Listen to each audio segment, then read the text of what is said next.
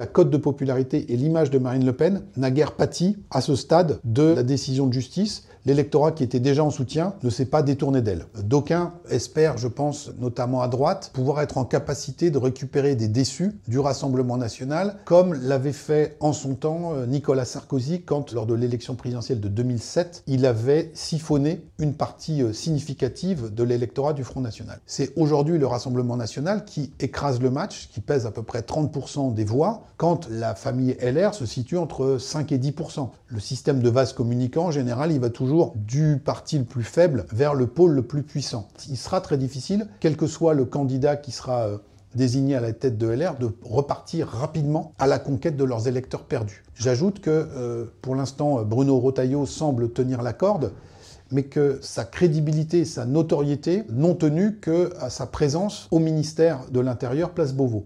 Si d'aventure le gouvernement Bayrou venait à tomber et donc Bruno Retailleau venait à quitter le poste de ministre de l'Intérieur, on peut s'interroger sur la trace que laisserait cette brève période dans l'opinion publique, d'où le fait sans doute qu'il s'investisse aussi très fortement dans cette campagne interne pour bénéficier d'un statut qui serait celui de chef de parti.